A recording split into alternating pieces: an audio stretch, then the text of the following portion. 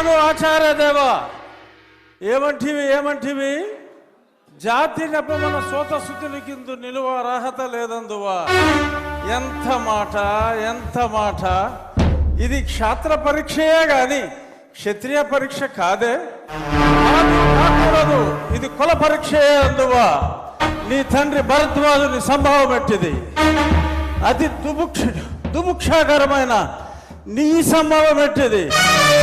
కుండలో పుట్టిదివి కదయ్యా, నీదే కులము. అంతేగాక ఈ కుల గురువైన వశిష్ఠుడు దేవకీ వేషయకు వరసి పుత్రుడు కాడా. ఆయనదే కులము.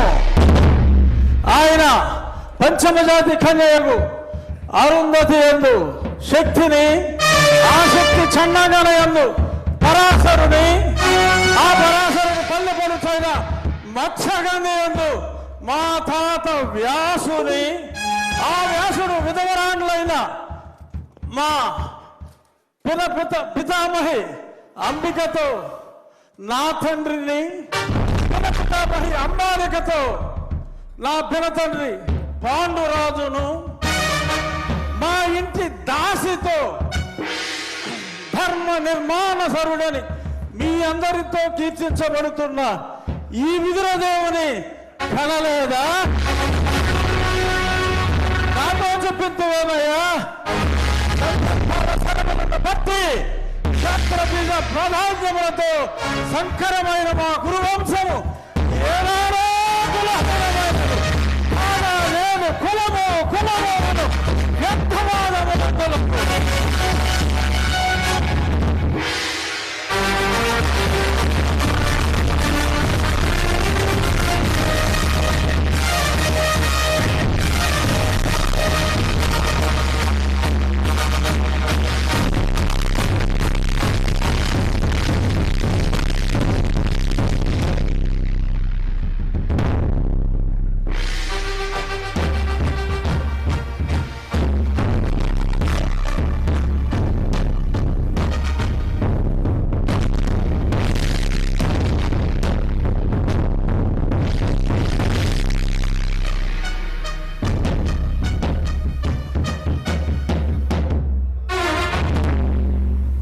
తెలుగుదనాన్ని అద్భుతమైనటువంటి డైలాగుల్లో దుర్యోధనుడి పాత్రలో ఏకపాత్రాభినయం చేసినటువంటి మన శాసనసభ ఉపసభాపతి RRR శ్రీ కె రఘురామకృష్ణరాజు గారికి ఒక్కసారి గట్టిగా కర్తవ్య ధ్వనిలో అందిద్దాం.